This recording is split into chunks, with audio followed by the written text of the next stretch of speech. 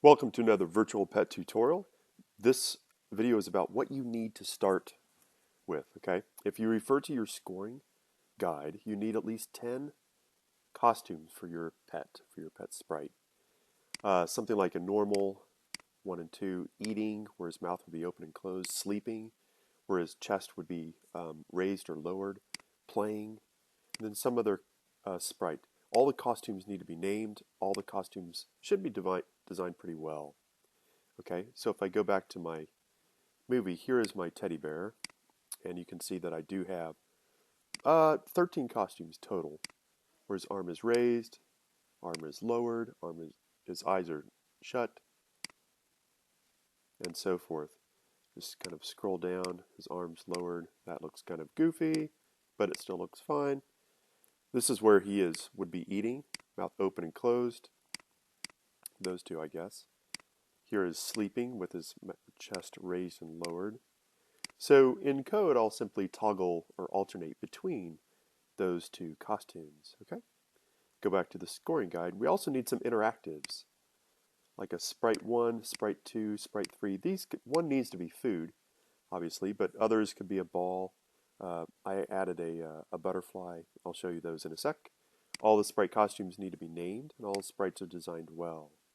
Okay, so here are my interactives. I have some berries, and that's just one costume.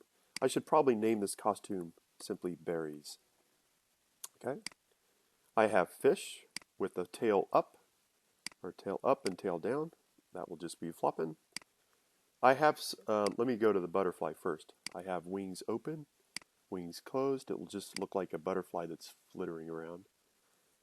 Then I have some buttons, and the buttons are going to allow me to control my virtual pet. To make a button, I simply added a rectangle, and I then filled the rectangle with the paint bucket tool. And then lastly, I added text that I colored white. So I have a button for let the bear sleep. I have a button for play with the bear. I have a button for button start, and I made that green for go. And then a button for berries. Okay. If you wanted to get fancy, you could certainly do something like that, where you can duplicate this button. Let me go for the button start. Okay. And honestly, for this costume 1, I'm going to type BT and start.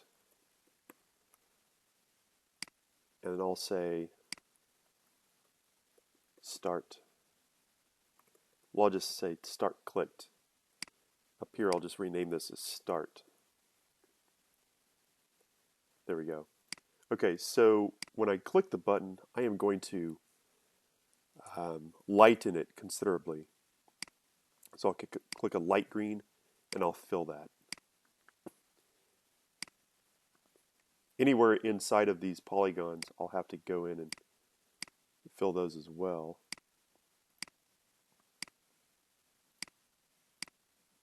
Like that. Okay? So, for instance, the script that I could use for the button, if I click on the scripts tag, I could say, you start with an event. When this sprite is clicked, let's switch costumes.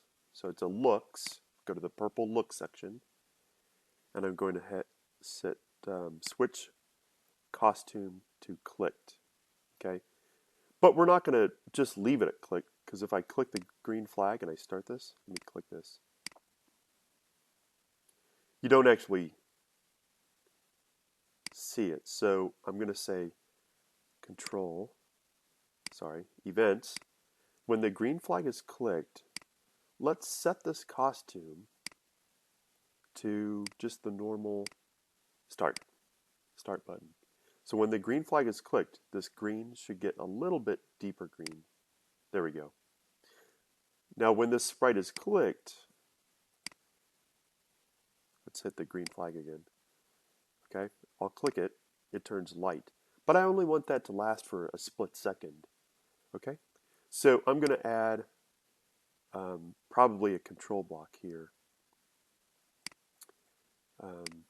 Instead of 1 Mississippi, I'll do a half a second, 0.5. Let's try this again. when the green flag is clicked, I'll click it, 1 Mississippi.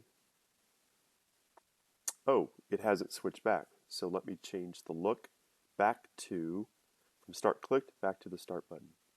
So I'm going to click on looks, switch the costume again, and go back to the start. So when the green flag is clicked, it's going to start with the start, the darker green.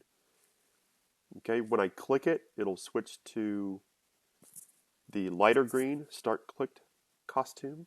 It's going to wait a half a second, and then it's going to switch back to the darker green start costume.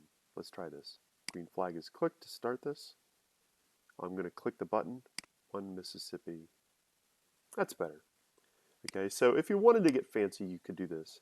However, I'm not grading you really on that. But that's how you code. Those are the interactive sprites that we need, and those are the costumes. In terms of the stage backdrops, you'll need about 4. Here's one backdrop of mine. I'm going to zoom out so you can see the entire backdrop.